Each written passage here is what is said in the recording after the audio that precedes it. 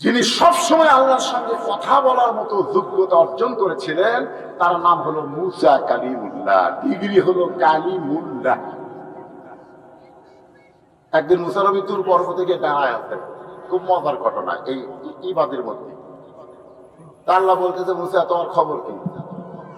তো মুসা বলতেছে আলহামদুলিল্লাহ। আমাদের খবর, আপনাদের খবর যখন জানবার চাইলাম আপনার কেমন আছেন, কি কইছেন? আলহামদুলিল্লাহ। তো মুসা বলতেছে আল্লাহ বলতেছে, মুসা তোমার খবর কি? মুসা বলতেছে আলহামদুলিল্লাহ। কিছুক্ষণ পরে মুসার বিবেক বলতেছে, তা আল্লাহ আমার খবর দিল, আল্লাহর খবরও তো নেওয়া দরকার। যেরকম আমি বললাম আপনারা কেমন আছেন, আলহামদুলিল্লাহ, সামনে থেকে একজন কি বললো, হুজুর আপনি কেমন আছেন? তাই বলেন আপনি, কারণ আপনি তো জানেন বর্তমানে চোর ডাকাতের কোনো চিন্তা নাই, যত টেনশন হুজুরের, জোরে কোন কথা ঠিক করে হুজুরদের টেনশন বেশি। তো এখন মুসা বলতেছে, আল্লাহ আপনার খবর কি? আপনার খবর কি? আপনি কেমন আছেন? আল্লাহ বলে, মুসা আমি কেমন আছি যদি জানবার চাও, ইযহাব ইলা ফিরাউন ইন্নাহু তাগা। আমি কেমন আছি যদি জানবার চাও তাহলে ফেরাউনের কাছে যাও। ফেরাউন দিনের ভোট রাতে করতেছে নাকি? ইন্নাহু তাগা মানে কি?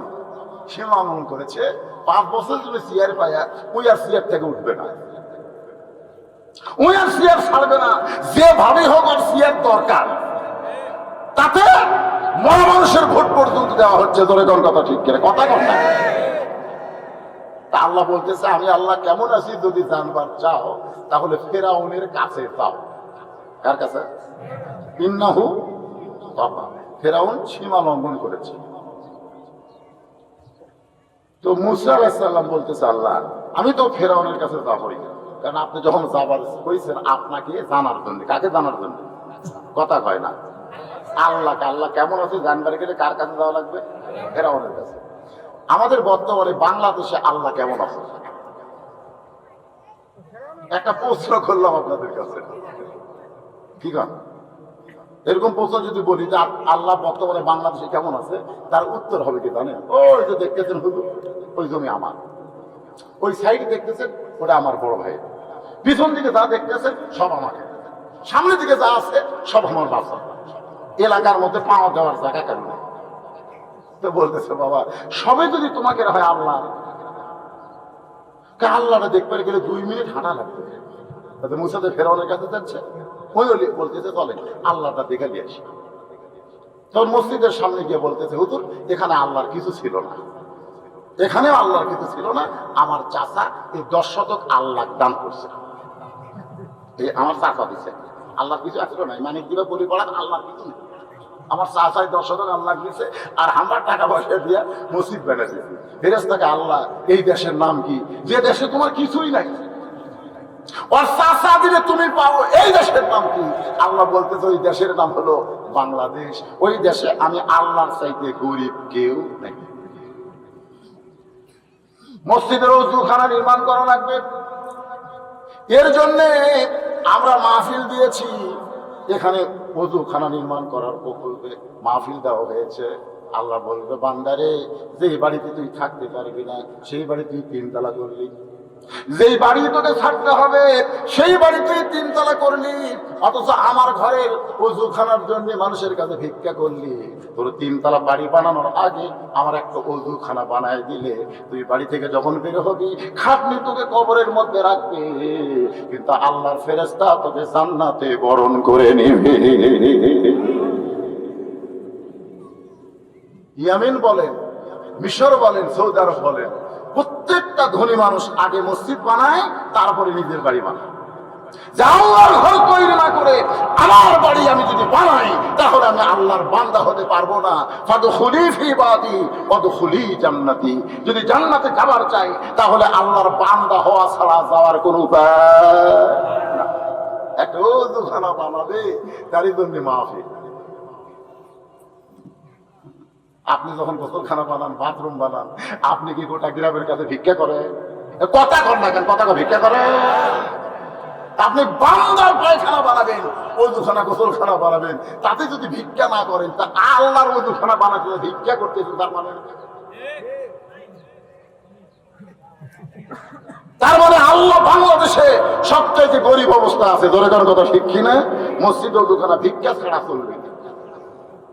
এখান থেকে জান্নাতি মানুষদেরকে নিয়ে আমি গুনাহগার তোমার রহমতের দরজায় দোকানা হাত তুলেছি আল্লাহ। হাসরের ময়দানে জব্বার আর কাহার নামে রূপ নিয়ে তুমি যখন বিচার শুরু করবে, তোমার সামনে দাঁড়ায়া সমস্ত নবীরা নফসি নফসি বলে কাঁদতে থাকবে। এমন কঠিন অবস্থা হাসরে হবে, সেদিন সমস্ত নবী তার উম্মতকে ভুলে যাবে, শুধু বলবে আল্লাহ আমার কি হবে, আমার কি হবে। একমাত্র দরদি নবী শাফাতের কান্ডারি ইয়াম্মতি বলে সেজদায় পড়ে যাও। সেই কঠিন মুসিবতের সময় আজকের এই মাহফিলকে ওসিলা করে আমাদের সবাইকে রাসূলের উম্মতের কাতারে আল্লাহ কবুল করে নিও। সুবহান রাব্বিকা রাব্বিল ইজ্জাতি আম্মা ইয়াসিফুন ওয়া সালামুন আলাল মুরসালিন والحمد لله رب العالمين لا إله। আপনারা একটু জমে জমে বসেন, এখন তো আর করোনা নাই যে ফাঁক করে বসা লাগবে। করোনা আছে, জমে বসেন। লোকজন যারা আসতেছে ছোট্ট জায়গা, এই সাইডে যে ফাঁকা জায়গা আছে, ফাঁকা জায়গায় জমে বসেন আর জিকির করেন লা ইলাহা ইল্লাল্লাহ লা ইলাহা ইল্লাল্লাহ লা ইলাহা ইল্লাল্লাহ লা ইলাহা ইল্লাল্লাহ জোরে লা ইলাহা ইল্লাল্লাহ লা ইলাহা ইল্লাল্লাহ মুহাম্মাদুর রাসূলুল্লাহ। রাসূলের মহব্বতে সকলে বলি সাল্লাল্লাহু আলাইহি ওয়াসাল্লাম। মানিক দিকা পরিপাড়া, মানিক দিকা পরিপাড়া জামে মসজিদের ওযুখানা। মসজিদ আছে, ওযুখানা নাই, ওযু ছাড়া নামাজ হবে? আগে ওযুখানা তারপরে মসজিদ, ঠিক কিনা বলেন? ওযু করে তারপরে মসজিদে যাওয়া লাগে, বুদ্ধি ভালো। ওযুখানা নির্মাণের উদ্যোগে আজকের এই দিনের বেলায় তাফসীরুল কোরআন মাহফিল। আমি প্রথম ঢুকেছিলাম এই আপনার বাঁশবাড়ি হয়ে, ঢুকার পরে বললো যে রাস্তা কাটতেছে দিয়ে যাওয়া দরকার। আমি আবার ব্যাক করে সেই ট্যাঙ্গামাগুর হয়ে অনেক দূর দিয়ে ঘুরে ঘুরে আসলাম। দেখলাম মানুষজন যে হারে কাজ কাম করতেছে ময়দানে, আমি চিন্তায় পড়ে গেলাম এরা দিনের বেলা মাহফিল খুললো, জনগণ কোত্থেকে হবে। এরপরেও মাশাআল্লাহ আজকের এই জান্নাতের বাগানে আপনারা এসেছেন। আজকের মাহফিলের সম্মানিত সভাপতি অল্প সময়ের মধ্যে খুব গুরুত্বপূর্ণ কথা বলেছেন, তবে লাস্টে হুন্ডা মার্কার একটা অ্যাডভার্টাইজ করছেন কি ও আপনার ছেলে মাশাআল্লাহ। তো সম্মানিত সভাপতি, সহসভাপতি, আজকের মাহফিলের প্রধান অতিথি, বিশেষ অতিথি, ওনারা না আসলে ওনাদের নাম বিজ্ঞাপন রাখলে বরকত হয়। কথাটা বুঝলেন? রাখা দরকার। খুব অসুবিধা এবং সমস্যা এই কোরআনের মাহফিলকে নিয়ে, ঠিক কিনা বলেন? খুব সমস্যা। আমি গত 2 দিন হলে জামালপুর জেলার মধ্যে ছিলাম, রাতে ওয়াজ করেছি মাদারগঞ্জ, দিনে করলাম দেওয়ানগঞ্জ, আবার রাত্রে করলাম আপনার ওই মেলান্দহ। করার পরে বাড়িতে আস্তে আস্তে সকাল 7টা, ঘুম নাই। এখানে দিনে করে আবার চলে যাওয়া লাগবে বেলকুচি। আগে সতর্ক করে দেওয়া হয়, সব কথা বলা যাবে না। মক্কার জীবনী বলবেন, তেল তেলা ওয়াজ করবেন, পুলিশ টুলিশ যেন না ধরে, মাহফিল যেন বন্ধ না হয়। তো এখন ঠিক কি একটা পরিবেশের মধ্যে আমরা আছি। তারপরেও মাশাআল্লাহ আল্লাহ তাআলা কোরআনের মাহফিলের করার একটা রাস্তা খুলে গেছে, এটা আজকে আপনাদের এখানে এসে আমি বুঝতে পারলাম। আলহামদুলিল্লাহ বল। আমি অবশ্য দাওয়াত দেওয়ার সময় বলেছি কোনো বিজ্ঞাপন নাই, মাইকিং নাই, মুখে মুখে যা করা যায়। থানা টোনা যাওয়া যাবে না, অনুমতির কোনো দরকার লাগবে না, বলে কোন কথা ঠিক কিনা? আমি যা বলেছি ওনারা সেইভাবেই কাম করছে। মাহফিলটা হচ্ছে, লোক হোক বা না হোক, মাহফিল হচ্ছে তো জনগণ বুঝবে। বদলি সেটাই ছিল, কিছু কথা বলে গেছে। আমি কিছু কথাই বলবো, ছোট্ট একটা আয়াত আপনাদের সামনে তেলাওয়াত করেছি এর উপরে। আজকের এই মাহফিলের সম্মানিত শ্রোতা মণ্ডলী, যাদেরকে আল্লাহ তাআলা দুনিয়ার সমস্ত কাজকাম থেকে কিছু সময়ের জন্য হেফাজত করে আজকের এই জান্নাতের বাগানে কবুল করলেন, আমার অন্তরের অন্তঃস্থল থেকে আপনাদের সবাইকে শুভেচ্ছা জ্ঞাপন করছি। সম্মানিত মা বোনেরা, যেনারা পর্দার অন্তরালে বসে আছে, আমি মা বোনদের বলবো যে আপনার পর্দার ভিতরে থাকেন, পর্দার বাইরে ঘোরাফেরা করেন না। মেয়েদের জন্য ওয়াজ শোনা লাগবে এরকম কোনো কথা নেই। একটা মেয়ে যদি সারা জীবন কোনো ওয়াজ না শুনে তার একটা পাপও হবে না, কিন্তু ওয়াজ শুনবার এসে যদি পর্দার খেলাপ করে তাহলে কি হবে? কারণ ওয়াজ শোনা হলো মুস্তাহাব, ওয়াজ না শুনলেও চলবে, কিন্তু পর্দা মানা হলো ফরজ। শুধু ফরজ না, দায়মি ফরজ। দায়মি ফরজ মেয়েদের পর্দা, সকল অবস্থায় পর্দার ভিতরে থাকতে হবে। সম্মানিত মা বোনদেরকে অন্তরের অন্তঃস্থল থেকে শুভেচ্ছা জ্ঞাপন করে দীর্ঘ কয়েক বছর পরে এই মুহূর্তে জানতে চাচ্ছি আপনার কেমন আছেন? জি আলহামদুলিল্লাহ। আসলে আমরা যারা এই যে সাধারণ মানুষ, তারা সবসময় আলহামদুলিল্লাহ, ঠিক কেন বলেন? আলহামদুলিল্লাহ ছাড়া তো আমাদের কোনো গতি নেই। কারণ তেলের দাম যখন বাড়লো, আপনারা কোনোই প্রতিবাদ করেন নাই। করছে কারা? ওই বাস ট্রাকওয়ালারা, ধরেন ঠিক কিনা?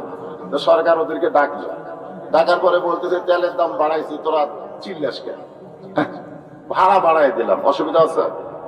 তো এখন বলতেছে তাহলে কোনো সমস্যা নাই, পরদিন থেকে আবার চালু হলো। ধরে কোন কথা ঠিক কিনা? আপনারা বলেন তো, ভাড়া বাড়ানোর কারণে গেড়া কলে পড়লো কারা? সাধারণ জনগণ। কারণ বর্তমান সরকার জানে সাধারণ জনগণের মুখ মারিয়া দিছি, এরা কোনো কথা বলবার পারবে? পেঁয়াজের দাম 300 গেলেও কোনো কথা নাই, দরকার হলে কম খাও, কিন্তু কথা বলো না। কথা বললেই বিপদে পড়বেন। ধরে কোন ঠিক? হ্যাঁ, কথা কইেন না, চুপ করে থাকেন। কথা বলার কি দরকার? এই যে মাইকিং হচ্ছে, তরমুজ মার্কায় দিল ভোট, শান্তি পাবে দেশের লোক। মনে করেন আপনাকে তরমুজ নাই, তাই তরমুজ করি আছে। তরমুজ আছে নাকি? নাই। আপনারা বলেন তো, এই কথা বলা কি ঈমান না শিরক? যে অমুক মার্কায় দিলে ভোট, শান্তি পাবে দেশের লোক। কোন মার্কায় ভোট দিলে মানুষ শান্তি পাবে না, কথা কয় না। পাবে? কোন মার্কা শান্তি দিবার পারবে? কোন মার্কা না। ভোট দেওয়া লাগবে ব্যক্তিকে, মার্কা একটা চিহ্ন আর কি, প্রতীক। এখন আপনাদের সবাই তো চেয়ারম্যান হবে না, সবাইকে হবে, একজন হবে। সেটা কি ভোটে হবে না কিভাবে হবে আল্লাহ ভালো জানে, নাকি? পাগলেরা ভোটে দাঁড়ায়, আমি বুঝি না এই পাগলারা দাঁড়ায় কেন? এ তো নির্ধারণ হয়ে আছে কে হবে কে হবে না। জোরে কোন কথা ঠিক কিনা? তো যাই হোক, আলহামদুলিল্লাহ, আজকে উজুখানার জন্য আপনারা দিয়ে দেন। যারা প্রাপ্তি হয়েছে তাদেরকে বলে আপনি দিয়ে দেন। এখানে টাকা দিলে 1 টাকাও নষ্ট হবে না। আপনি চেয়ারম্যান মেম্বার না হলেও টাকা দান করার কারণে আল্লাহ জান্নাত দিয়ে দিবে। জোরে বলেন কথা ঠিক কিনা? কিন্তু ভোটারদেরকে 1 টাকা খাওয়ান মানে হারাম করে।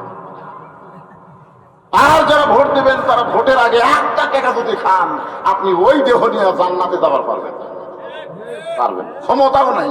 1 টাকা আপনি খালেন আর নামাজ পড়ে জান্নাতে যাবেন, ইয়ে কি করতেছেন ইসলাম নিয়ে?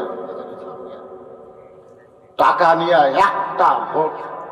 আবার যারা কিনতেছেন তারাও শুনে নেন কি কিনতেছেন। ফাদখুলি ফি ইবাদি ওয়াদখুলি জান্নাতি, এই আয়াতের উপরে আলোচনা হবে ইনশাআল্লাহ, যতটুকু সময় হয়। দরকার হলে আসরের নামাজ আজকে 4টার জায়গায় 4:15 পড়বো, কোনো সমস্যা আছে? এই মসজিদের আযান পরে দেওয়া লাগবে, মুয়াজ্জিনকে সাইজ করেন। এবার টাকার ভয়ে ঠিক মতো আযান না দিলে চাকরি থাকবে কিনা। মুয়াজ্জিনের ইমামরা তো সবচাইতে ভয়ে আছে। তো মুয়াজ্জিনকে আপনারা বলে দিবেন আজকে আযান হবে একটু লেটে, আসেন।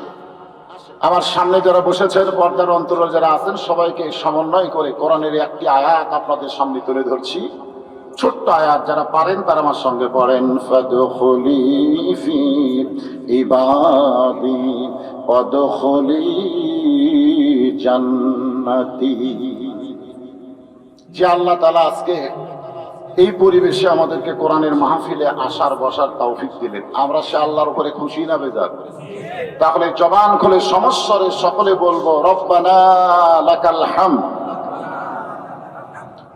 আল্লাহর প্রশংসা করার সময় যে মুখটা বন্ধ থাকলো, এই মুখটা মরার সময় বন্ধই থাকবে, ইমানের কলেমা আসবে না। কি এখন আল্লাহ জবান দিয়েছে, আল্লাহর প্রশংসা কি বাংলাতে হচ্ছে না আরবিতে হচ্ছে? বর্তমানে বাংলাদেশে আরবিতে আপনি যা বলেন কোনো সমস্যা নাই। আপনি আরবিতে যদি চেয়ারম্যানের বিরুদ্ধে গোয়ার্দা করেন বুঝবার পারবে, তাই ওই খালি সমানে আমিন আমিন করে ধরে। কিন্তু আমরা যেখানে দেখি বেকায়দা সেখানে আরবিতে মারছি, বাংলার কোনো কথাই হবে না।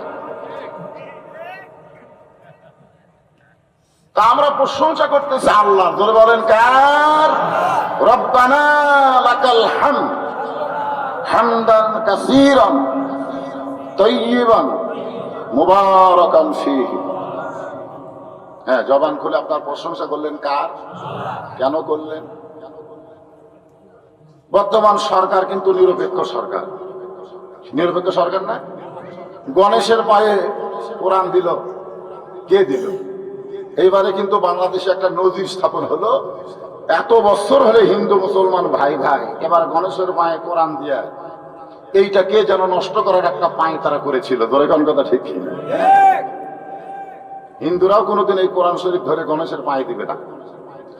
মুসলমানদের তো প্রশ্নই উঠতে পারে না, ধরে কোন কথা ঠিক কিনা? কিন্তু মাঝখানে দিল কি? এরা কারা? আছে না নাই? আপনাদের এখানেও এরকম কিছু লোক আছে। আজকে আমাদের বাংলাদেশে আমরা খেয়াল করে দেখলাম, হিন্দুদের কোন অনুষ্ঠানে কোন হিন্দু বাধা দেয় না। এটা কি? এটাই তো এটা। আচ্ছা, একটা কোরআন শরীফ আনা দরকার। এখন কোরআন শরীফ আনবার গেলে তার শরীর পবিত্র থাকা লাগবে, এরকম লোকই তো আনতে পারে নাকি? ওটা আনবার গেলে তাই তার ক্ষমতা আছে। লা ইয়ামাসসুহু ইল্লাল মুতাহহারুন। স্পর্শই করা যাবে না যতক্ষণ আপনি পবিত্র না হবেন। সেই কিতাবের নাম হলো পবিত্র কোরআন। জোরে কোন সুবহানাল্লাহ। তো কি বলতেছিলাম? ফাদখুলি ফি ইবাদি ওয়াদখুলি জান্নাতি। আয়াতকে বোঝানোর জন্য বলতেছি, বর্তমান সরকার নিরপেক্ষ সরকার, কিন্তু আল্লাহ কি নিরপেক্ষ? কথা কয় না। আল্লাহ বললেন ওয়ামান ইয়াবতাগি গায়রাল ইসলাম দীনান ফালান ইউকবালা মিনহু। ইসলাম ছাড়া অন্য কোনো ধর্মকেও যদি গ্রহণ করে, আল্লাহ বলেছেন সেইটা কবুল করা হবে না। এই কথার দ্বারা বোঝা গেল আমাদের আল্লাহ নিরপেক্ষ। কথা কন না কেন? আপনার কথা বলুন না, আল্লাহ কি নিরপেক্ষ? তো আল্লাহ যদি নিরপেক্ষ না হয়, কোন মানুষ যদি বলে আমি নিরপেক্ষ দল করি, তাহলে বুঝবেন ওই মানুষ না, ওই মানব রূপী শয়তান। ধরে বলেন কথা ঠিক কি না? একটু হাঁ করবেন। আল্লাহ জান্নাত এবং জাহান্নাম দুটা তৈরি করছেন। আপনি আল্লাহ যদি নিরপেক্ষ হতো তাহলে খালি জান্নাত বানাতেন, জাহান্নাম বানাতো না। ধরে কোন কথা ঠিক? আল্লাহ কেন বললেন ফাদখুলি ফি ইবাদি? অতঃপর যে আমার বান্দা হয়ে গেল, আমার বান্দা হলো, আমার দাসত্বের শৃঙ্খলে নিজকে আবদ্ধ করে নিল, ওয়াদখুলি জান্নাতি, সে যেন তখনই জান্নাতের মধ্যে প্রবেশ করলো। আপনারা বলেন তো, আল্লাহর বান্দা হতে গেলে 1 নম্বর যে জিনিসটা লাগবে তার নাম কি? আল্লাহর বান্দা হওয়ার গেলে ঈমান। আল্লাহর বান্দা হতে গেলে বাইনাল আবদি ওয়াল কুফরি তারকুস সালাম। বুখারী শরীফের হাদিস, আল্লাহ রাসূল বলেছেন, কেউ যদি আল্লাহর বান্দা হতে চাও তাহলে তাকে নামাজ ধরতে হবে। যে নামাজ ধরলো না সে কাফির হয়ে গেল। তাহলে আল্লাহর বান্দা হতে গেলে ঈমানের পরে 1 নম্বর আমলের নাম কি? কথা কয় না। ও ওযুখানা বানাবেন কি কি কি? তাহলে নামাজের কথা বলতে আপনাদের সমস্যা আছে? 1 নম্বরের নাম কি? নামাজ। নামাজ এটা কোন নামাজ? যে নামাজের কথাই বললাম এটা কোন নামাজ? আমার গাড়ি আটকে বলছে যে হুজুর মসজিদ দোতলা করা লাগবে, টাকা দেন। তা আমি কইলাম দোতলা কেন? বলে একতলায় তো মানুষ আটকেছে না, এই জন্যই দোতলা। আমি কইলাম বাজান ফজরের নামাজের খবর কি? মানে এক কাতারে হয়। জোহরের নামাজের খবর কি? কয় কোনো মতে এক কাতার, কাজ কাম থাকবে তো জোহরে মানুষও থাকে, মানে আগে কাজ তারপরে নামাজ, যেরকম কথা ঠিক ছিল। আসরের খবর কি? কয় কোনো মতে। মাগরিবের খবর কি? এক কাতার। এশার খবর কি? ওই ফজরের মতো। তাহলে মসজিদের মধ্যে কয় কাতার? কয় 9 কাতার। এখন পর্যন্ত তুমি 2 কাতারের খবর দিতে পারলা না, তাহলে খামাখা দোতলা করবা কেন? খামাখা তাহলে দোতলা করার দরকার কি? যেখানে মসজিদের ভিতরে 2 কাতারেরই মুসল্লি, তাহলে খামাখা দোতলা করার কোন দরকার আছে? এই কথা কোন দরকার আছে? তখন সাইড থেকে একজন বলতেছে ওই যে জুমার দিনে সবার শেষে আসা আগে দেয়, ওই শালাকের জন্য দোতলা করা লাগবে। ওই শালাকের জন্য কারা জুমার দিনে শেষে আসা আগে যায়, ওদের জন্য দোতলা। আপনারা বলেন তো জুমার নামাজ, এই যে হাদিস খানা আমি বললাম, এখানে জুমার নামাজের কথা বলা হয় নাই, এখানে 5 ওয়াক্ত নামাজের কথা বলা হয়েছে। 5 ওয়াক্ত নামাজ যে না পড়বে, মান তারাকা সালাতু মুতাম্মিদান ফাকাদ কাফারা, ইচ্ছা করে 1 ওয়াক্ত নামাজ যারা ছেড়ে দিবে সে আল্লাহর সঙ্গে কুফরি করলো।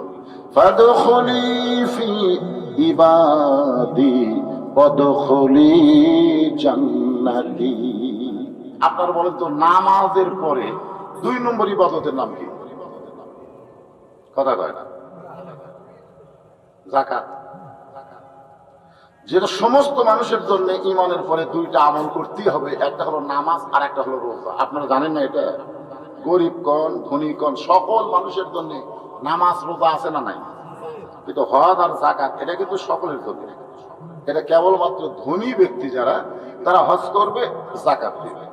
তাহলে এখন যেটা কম্পালসারি সাবজেক্ট নামাজ এবং রোজা, আমি নামাজ সম্পর্কে আপনাদের সামনে এই ফাদখুলি ফি ইবাদের আয়াত দিয়ে কিছু বুঝাবার চাচ্ছি। নামাজ আসলে কি?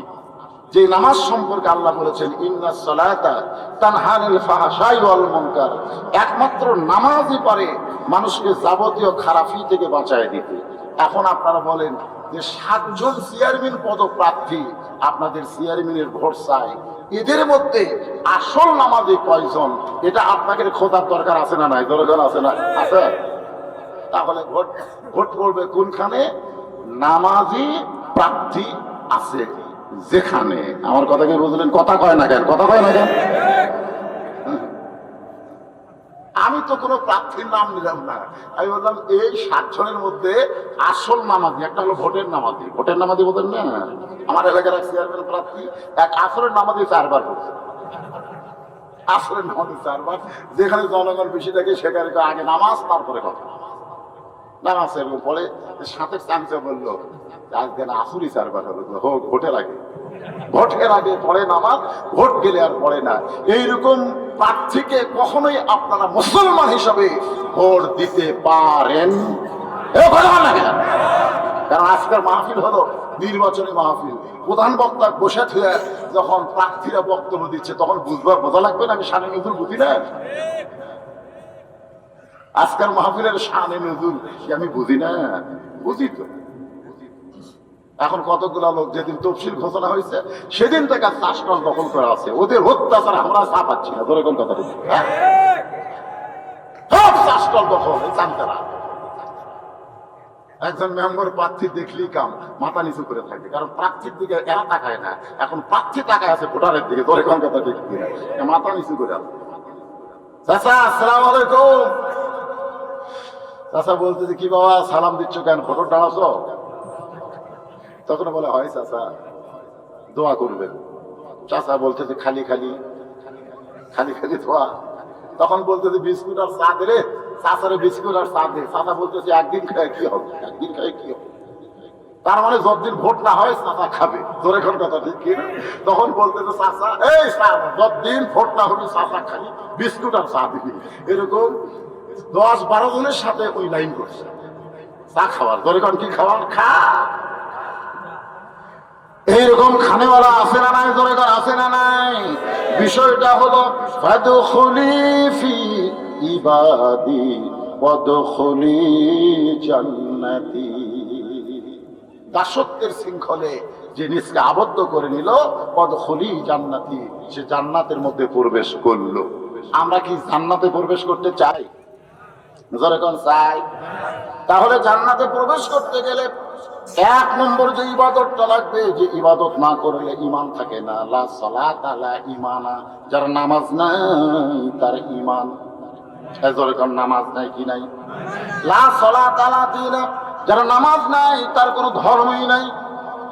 যে নামাজ পড়বে না তার কোনো ধর্ম থাকবে না। এখন সেই নামাজটা কি যদি আপনি আদায় করেন আর পড়েন, তফাৎ হলো নামাজ পড়া আর নামাজ কায়েম করা। ধরে কোন কথা ঠিক কি না? আজকে আপনার চেয়ারম্যান সাহেব, যাকে আপনারা ভোট দিবেন, যাকে আপনি ভোট দিয়ে ইউনিয়নের চেয়ারম্যান করবেন, তিনি চেয়ারে বসার আগে তার উপর আল্লাহর দায়িত্ব হলো আল্লাযীনা ইম্মাক্কানাহুম ফিল আরদ। যখন মুসলমানের মধ্যে কাউকে ক্ষমতা দেওয়া হবে, ওই নেতার 1 নম্বর কাজ হলো পদ্মা সেতু নির্মাণ করা, রাস্তাঘাট নির্মাণ করা। আমি চেয়ারম্যান হওয়ার পরে আপনার এলাকায় এতগুলো রাস্তা বানিয়ে দিছি। আল্লাহ বলে এগুলোর দায়িত্ব তোকে দেওয়া হয়েছে, পরে 1 নম্বর দায়িত্ব হলো আকামুস সালাত, তোমার নামাজ কায়েম করা লাগবে।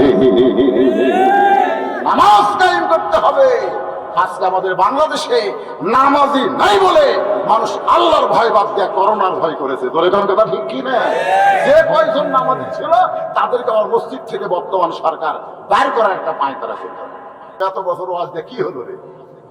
100 কিদার মাইকিং করতেছে, 5 ওয়াক্তে 5 জন, 5 ওয়াক্তে কয়জন? জুমার নামাজে 10 জন, তারাবির নামাজে 12 জন। এর বেশি মসজিদে প্রবেশ করা আইনে তো দণ্ডনীয় অপরাধ। মসজিদ কমিটির যারা ছিল কেউ আর বাড়িতে নাই, একটাও তো নামাজ পড়ে না। সভাপতি পড়ে না, সেক্রেটারি পড়ে না, কিন্তু এখন দেখতেছে আইনে তো দণ্ডনীয় অপরাধ। এবং সভাপতি, সেক্রেটারি আর কেসে এসে বলতেছে মসজিদ ইমাম আমরা 5 জন ভাই, আর কারো ঢোকার দরকার নেই, আর কারো ঢোকার দরকার। কি বলতেছে আল্লাহ? ফালিয়াবুদু, পড়েন, সকলের তো এই সূরাগুলো মুখস্থ আছে। ফালিয়াবুদু রাব্ব হাযাল বাইত আল্লাযী আত'আমাহুম মিন জু'ইন ওয়া আমানাহুম মিন খাউফ। এই ঘরের মালিককে, এই ঘরের মালিকের গোলামি করো, ইবাদত করো, বান্দা হও। যদি তুমি এই ঘরের মালিকের গোলামি করতে পারো, বান্দা হবার পারো, তাহলে সঙ্গে সঙ্গে তোমাকে 2টা পুরস্কার দেওয়া হবে। 1 নম্বর পুরস্কার হলো তোমার রিজিকের কোনো পেরেশানি থাকবে না। সকালবেলা 90 টাকার ডাল বিকালবেলা 120 টাকা হবে না। সকালবেলার চাউল 40 টাকা, বিকালবেলা 50 টাকা হবে না। বাজার নিয়ন্ত্রণ থাকবে। কিন্তু বর্তমান বাংলাদেশে, আমাদের বাংলাদেশে বাজারের কোনো নিয়ন্ত্রণ নাই। যখন যা ইচ্ছা বাজার চলতেছে। জোরে কোন ঠিক কিনা ভাই? আল্লাহ বলতেছেন 2টা পুরস্কার দেওয়া হবে ওই মসজিদের মালিকের ইবাদত করতে। 1 নম্বর পুরস্কার হলো তোমার রিজিকের কোনো ধড়পড়ানি থাকবে না, পেরেশানি থাকবে না। 2 নম্বর পুরস্কার হলো যাবতীয় ভয় ভীতি থেকে আল্লাহ তোমাকে পুরোপুরি নিরাপত্তা দিয়ে দিবে। করোনার জন্য তোমার মেয়ে মানুষের মতন মুখ ঢাকা লাগবে না। করোনার কোনো ক্ষমতা নাই, করোনার কোনো ক্ষমতা নাই। ক্ষমতা হলো আল্লাহর। দরকার কথা দেখবে। আমার 5 মিনিট এক ফকিরকে বললাম, যে হারে করোনা বেড়াচ্ছে রে, ভিক্ষা বাদ দে রে, পয়সা থাকলে ভিক্ষা করিস না, এত পাড়া বেড়াস তো করোনা ধরবে। ফকির বলতে, হুজুর আপনি একজন আলিম হয়ে একটু তদন্ত করে দেখেন তো আজ পর্যন্ত বাংলাদেশে কোনো ফকির মরছে কিনা, আপনি একটু তদন্ত করেন। আমি চিন্তা করলাম গোটা বাংলাদেশ তো আমার তদন্ত করার উপায় নাই, আর বগুড়া জেলার খোঁজ নেই তো। একজন ডাক্তারকে বললাম, ডাক্তার সাহেব বগুড়া জেলায় এ পর্যন্ত করোনা হয়ে মরছে কত? বলে 342 জনের উপরে। এর মধ্যে কোনো ফকির আছে? আল্লাহর শপথ একটাও নাই। আর তাহলে করোনা কোন দিকটা ঘুরে? সব দেখা গেল যে সব নেতা মরছে, ধনী মানুষ মরছে, ডাক্তার মরছে, পুলিশ মরছে, একটা ফকির নেই। আমি তখন মনে মনে দোয়া করলাম, আল্লাহ এ করোনা একটু বেশি দিন থাক আল্লাহ, এই পেঁয়াজাত গুলা জাত করে দেখ তোর এখন কথা ঠিক। এই করোনা আসার পরে আমেরিকা পারমাণবিক বোমা ভুলে গেছে, নিজের জীবন বাঁচানোর জন্য তারা চেষ্টা করেছে। তোর এখন কথা ঠিক কি না? আমেরিকা, রাশিয়া, ব্রিটেন, ফ্রান্স যারা পারমাণবিক বোমা বানাইছে মানুষকে মারার জন্য, আল্লাহ কয় বোমার কাছে যাবার পারবি না, তোকে নিজের ইজ্জত আব্রুকে হেফাজত করার মতন বাঁচার চেষ্টা করা লাগবে। তোর এখন কথা ঠিক কি না? একটা ডাক্তার রুগীর কাছে আসে না। আমি এক ডাক্তারের কাছে গেলাম, ডাক্তার বসে আছে এক সাইটে, অনলাইনে চিকিৎসা হচ্ছে। আমি বললাম ডাক্তার সাহেব খবর কি? করোনা ঘটতেছে। তো করোনা থেকে বাঁচার জন্য খুবই চেষ্টা করতেছে। হঠাৎ আজরাইল খারাপ, আজরাইল বলতেছে চাই আমার কোনো করোনা নাই। শালা কয় কি তোর করোনা নাই তাই বলে কি তোর মৃত্যু নাই? বলে হ্যাঁ মৃত্যু আছে, করোনার চাপে পড়ে মৃত্যুর কথা ভুলে গেছি। মানে করোনার চাপে পড়ে মৃত্যুর কথা ভুলে গেছে, এরকম কিছু বেহুদ্দা মানুষ আছে না নাই? ফাদখুলি ফি, পড়েন যতবার পড়বেন সওয়াব আছে না নাই? ফাদখুলি ফি ইবাদি ওয়াদখুলি জান্নাতি। আমার মায়েরা যারা পর্দার অন্তরে বসে আছেন, আপনাদের 1 নম্বর ইবাদতের নাম হলো নামাজ। জোরে বলেন নাম কি? পুরুষের জন্য 1 নম্বর ইবাদতের নাম হলো নামাজ। যে নামাজ মানুষকে পারে ভালো করতে। ইন্নাস সালাতা তানহা আনিল ফাহশাই ওয়াল মুনকার, একমাত্র নামাজই পারে মানুষকে ভালো করে দিতে। যদি আমাদের যুবকরা নামাজি হয়, ধরে কোন কি হয়? তাহলে পাবজি গেম খেলবে, ফ্রি ফায়ার খেলবে না। এখন তো অনেক জায়গায় প্রার্থীরা একেবারে ওয়েফার দিয়া আপনার লাইন কিরকিরা করে দিয়েছে, সারা রাত তোরা খেলবি আর আমাকে ভোট করবি। আপনারা শোনেন আজকে মনোযোগ দিয়া, একটু মনোযোগ দিবেন। ফাদখুলি ফি ইবাদি ওয়াদখুলি জান্নাতি। এই কিছুক্ষণ পরেই যে নামাজটা আমাদের সামনে আসবে ভাইজান, যে নামাজটা আমাদের সামনে আছে সেই নামাজের নাম কি? আরো জোরে গান। 5 ওয়াক্ত নামাজের মধ্যে আসরের নামাজকে বলা হয়েছে সালাতুল উস্তা। সালাতুল উস্তা মানে মধ্যবর্তী নামাজ। লাইলাতুল বেরাজে আল্লাহ যখন আসরের নামাজ নবীকে দিচ্ছেন, নবী যখন আসরের নামাজ দিচ্ছেন, আসরের ফরজ হলো কয় রাকাত? ধরে কোন কয় রাকাত? মেরাজের রজনীতে কোন সুন্নত নফল নামাজ কিন্তু আল্লাহ দেয় নাই, সর্বসাকুল্যে 17 রাকাত নামাজ দিয়েছে। ধরে কোন কত রাকাত? তার মধ্যে আসরের 4 রাকাত নামাজ যখন নবীর হাতে দেয়, নবী বলতেছে আল্লাহ এই আসরের নামাজ তো আমি নিয়ে যাব আমার উম্মতের কাছে, আমার উম্মতের কাছে। এই নামাজটা আদায় করলে কি হবে? এই নামাজটা পড়লে কত সওয়াব পাওয়া যাবে? আল্লাহ বলে হাবিব এই আসরের 4 রাকাত নামাজ আমি যত্ন করে রেখেছি, আসরের 4 রাকাত নামাজ আমি যত্ন করে রেখেছি। যেদিন দরিয়াকে রাস্তা বানানো হলো, মুসা নবী তার সঙ্গী সাথে নিয়ে ওই দরিয়াকে রাস্তা পাইয়া আমি আল্লাহর শুকরিয়া আদায় করার জন্য 4 রাকাত নামাজ আদায় করেছে। ওই 4 রাকাত নামাজ আমি আল্লাহর কাছে এতই ভালো লাগলো, আমি মুসা নবীর 4 রাকাত নামাজ যত্ন করে রেখে দিয়েছি। আজকে উম্মতের জন্য আসরের 4 রাকাত নামাজ হিসেবে দিয়ে দিলাম। আপনার উম্মতেরা আসরের 4 রাকাত নামাজ যখন আদায় করবে, মুসা নবীর সমপরিমাণ সওয়াব আমি আল্লাহ দিয়া দিব। আসরের 4 রাকাত নামাজ পড়লে মুসা নবীর সমান সওয়াব। সুবহানাল্লাহ। মুসা নবী কে?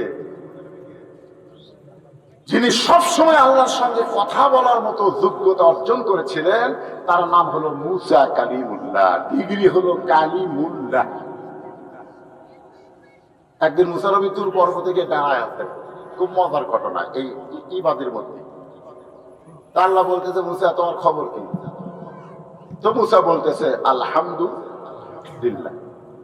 আমাদের খবর, আপনাদের খবর যখন জানবার চাইলাম আপনার কেমন আছেন, কি কইছেন? আলহামদুলিল্লাহ। তো মুসা বলতেছে আল্লাহ বলতেছে মুসা তোমার খবর কি? মুসা বলতেছে আলহামদুলিল্লাহ। কিছুক্ষণ পরে মুসার বিবেক বলতেছে তা আল্লাহ আমার খবর দিল, আল্লাহর খবরও তো নেওয়া দরকার। যেরকম আমি বললাম আপনারা কেমন আছেন, আলহামদুলিল্লাহ, সামনে থেকে একজন কি বললো, হুজুর আপনি কেমন আছেন? তাই বলেন আপনি, কারণ আপনি তো জানেন বর্তমানে চোর ডাকাতের কোনো চিন্তা নাই, যত টেনশন হুজুরের। জোরে কোন কথা ঠিক করে, হুজুরদের টেনশন বেশি। তো এখন মুসা বলতেছে আল্লাহ আপনার খবর কি? আপনার খবর কি? আপনি কেমন আছেন? আল্লাহ বলে মুসা আমি কেমন আছি যদি জানবার চাও ইযহাব ইলা ফিরাউন ইন্নাহু তাগা। আমি কেমন আছি যদি জানবার চাও তাহলে ফেরাউনের কাছে যাও। ফেরাউন দিনের ভোট রাতে করতেছে নাকি? ইন্নাহু তাগা মানে কি? সে মামুন করেছে 5 বছর যদি চেয়ার পায়া ওই আর চেয়ার থেকে উঠবে না, ওই আর চেয়ার ছাড়বে না, যেভাবে হোক আর চেয়ার দরকার। তাতে মরা মানুষের ভোট পর্যন্ত দেওয়া হচ্ছে। ধরে কোন কথা ঠিক করে কথা কথা। তা আল্লাহ বলতেছে আমি আল্লাহ কেমন আছি যদি জানবার চাও তাহলে ফেরাউনের কাছে যাও। কার কাছে? ইন্নাহু তাগা। ফেরাউন সীমা লঙ্ঘন করেছে। তো মুসা আলাইহিস সালাম বলতেছে আল্লাহ আমি তো ফেরাউনের কাছে যাবই, কারণ আপনি যখন যাবার কইছেন আপনাকে জানার জন্য। কাকে জানার জন্য? কথা কয় না। আল্লাহকে। আল্লাহ কেমন আছে জানবার গেলে কার কাছে যাওয়া লাগবে? ফেরাউনের কাছে। আমাদের বর্তমানে বাংলাদেশে আল্লাহ কেমন আছে একটা প্রশ্ন করলাম আপনাদের কাছে, ঠিক আছে? এরকম প্রশ্ন যদি বলি যে আল্লাহ বর্তমানে বাংলাদেশে কেমন আছে, তার উত্তর হবে কি জানেন? ওই যে দেখতেছেন হুজুর, ওই জমি আমার। ওই সাইড দেখতেছেন ওটা আমার বড় ভাই। পিছন দিকে যা দেখতেছেন সব আমাকে। সামনের দিকে যা আছে সব আমার বাসা। এলাকার মধ্যে পাওয়া দেওয়ার জায়গা কেন? তো বলতেছে বাবা সবে যদি তোমাকে হয় আল্লাহ, আল্লাহটা দেখতে গেলে 2 মিনিট হাঁটা লাগবে। মুসাতে ফেরাউনের কাছে যাচ্ছে, ওই বলতেছে চলেন আল্লাহটা দেখে দিয়ে আসি। তখন মসজিদের সামনে গিয়ে বলতেছে হুজুর এখানে আল্লাহর কিছু ছিল না, এখানেও আল্লাহর কিছু ছিল না। আমার চাচা এই 10 শতক আল্লাহ দান করছে। এই আমার চাচা দিচ্ছে, আল্লাহর কিছু আসলো নাই। মানে দিবে বলি পড়া আল্লাহর কিছু নেই। আমার চাচাই 10 শতক আল্লাহ দিচ্ছে, আর আমরা টাকা পয়সা দিয়ে মসজিদ বানাইছি। ফেরেশতাকে আল্লাহ এই দেশের নাম কি, যে দেশে তোমার কিছুই নাই, ওর চাচা দিলে তুমি পাও, এই দেশের নাম কি? আল্লাহ বলতেছে ওই দেশের নাম হলো বাংলাদেশ। ওই দেশে আমি আল্লাহর চাইতে গরিব কেউ নাই। মসজিদের ওযুখানা নির্মাণ করা লাগবে। এর জন্য আমরা মাহফিল দিয়েছি। এখানে ওযুখানা নির্মাণ করার প্রকল্পে মাহফিল দেওয়া হয়েছে। আল্লাহ বলবে বান্দারে যে বাড়িতে তুই থাকতে পারবি না সেই বাড়ি তুই 3 তলা করলি, যেই বাড়ি তোকে থাকতে হবে সেই বাড়ি তুই 3 তলা করলি, অথচ আমার ঘরের ওযুখানার জন্য মানুষের কাছে ভিক্ষা করলি। তোর 3 তলা বাড়ি বানানোর আগে আমার একটা ওযুখানা বানায় দিলে তুই বাড়ি থেকে যখন বের হবি খাটনি তোকে কবরের মধ্যে রাখবে, কিন্তু আল্লাহর ফেরেশতা তোকে জান্নাতে বরণ করে নেবে। ইয়ামিন বলেন, মিশর বলেন, সৌদি আরব বলেন, প্রত্যেকটা ধনী মানুষ আগে মসজিদ বানায় তারপরে নিজের বাড়ি বানায়। যে আল্লাহর ঘর তৈরি না করে আমার বাড়ি আমি যদি বানাই তাহলে আমি আল্লাহর বান্দা হতে পারবো না। ফাদখুলি ফি ইবাদি ওয়াদখুলি জান্নাতি। যদি জান্নাতে যাবার চাই তাহলে আল্লাহর বান্দা হওয়া ছাড়া যাওয়ার কোনো উপায় না। একটা ওযুখানা বানাবে তারই জন্য মাহফিল। আপনি যখন গোসলখানা বানান, বাথরুম বানান, আপনি কি গোটা গ্রামের কাছে ভিক্ষা করে? কথা কর না কেন? কথা ভিক্ষা করে? আপনি বান্দার পায়খানা বানাবেন, ওযুখানা গোসলখানা বানাবেন, তাতে যদি ভিক্ষা না করেন তা আল্লাহর ওযুখানা বানাতে ভিক্ষা করতেছেন। তার মানে আল্লাহ বাংলাদেশে সবচাইতে গরিব অবস্থা আছে। ধরে কারণ কথা ঠিক কিনা? মসজিদ ওযুখানা ভিক্ষা ছাড়া চলবে না। আর একবার বলেন ফাদখুলি ফি, পড়েন ফাদখুলি ফি ইবাদি ওয়াদখুলি জান্নাতি। তাহলে আসরের 4 রাকাত নামাজ আমরা পেয়ে গেলাম কার কাছ থেকে? মুসা নবীর কাছ থেকে। আসরের 4 রাকাত নামাজ মুসা নবীর কাছ থেকে যখন আল্লাহর নবীকে আল্লাহ দিয়ে দিলেন, এখন চলে আসি আমরা আমাদের সামনে। সে আসর আছে না নাই? পবিত্র কোরআনে আসর নামে একটা সূরা আছে। এই পড়ছেন? সে আসর সূরা পড়ছেন? ওয়াল আসরি ইন্নাল ইনসানা লাফি খুসর। খুব খেয়াল করে শুনবেন, মারাত্মক কথা আল্লাহ বলতেছেন। ওয়াল আসরি ইন্নাল ইনসানা লাফি খুসর। ইল্লাল্লাযীনা আমানু ওয়া আমিলুস সালিহাতি ওয়া তাওয়াসাউ বিল হাক্কি ওয়া তাওয়াসাউ বিস সাবর। দেখেন, ইন্নাল ইনসানা লাফি খুসর, নিশ্চয় মানুষগুলো ক্ষতির মধ্যে। মানুষগুলো কার মধ্যে? যেখানে আল্লাহ ইবাদতের কথা বলেছেন সেখানে বললেন ওয়ামা খালাকতুল জিন্না ওয়াল ইনসা ইল্লা লিয়াবুদুন। আমি জিন আর মানুষকে আমার ইবাদতের জন্য তৈরি করেছি, সৃষ্টি করেছি। ইবাদতের কথা বলতে গিয়া আল্লাহ জিন আর ইনসানের কথা বললেন, কিন্তু ক্ষতির কথা বলতে গিয়া আল্লাহ জিনকে বাদ দিলেন। এখানে বলা লাগতো ওয়াল আসরি ইন্নাল জিন্না ওয়াল ইনসানা লাফি খুসর, নিশ্চয় জিন আর মানুষ ক্ষতির মধ্যে। কিন্তু ইবাদতের কথা বলার সময় আল্লাহ জিন ইনসান একত্র করলেন, আর ক্ষতির কথা বলতে গিয়া আল্লাহ জিনকে কেন বাদ দিয়া দিলে? মানুষ হিসাবে আমাদের জানার দরকার আছে না নাই? দরকার আছে না নাই? যেখানে ইবাদতের কথা আল্লাহ বললেন সেখানে জিন আর মানুষ একত্র করলেন, আর যেখানে ক্ষতির কথা বললেন সেখানে আল্লাহ জিনকে বাদ দিলেন কেন? এই বাদ দেওয়ার পেছনে কারণ হলো আল্লাহ মানুষকে অত্যন্ত ভালোবাসে। আল্লাহর যত সৃষ্টি আছে দুনিয়ায় সবচেয়ে ভালোবাসার সৃষ্টির নাম কি? মানুষ। জোরে কর না কেন? মানুষ হয়েছে কি? আলহামদুলিল্লাহ। আল্লাহ মানুষের মধ্যে আমাদের রাখছে, লাভ না লস? শুধু মানুষের মধ্যে রাখে নাই, আল্লাহ মুসলমানের মধ্যে আমাদের কবুল করেছে। সুবহানাল্লাহ বলেন।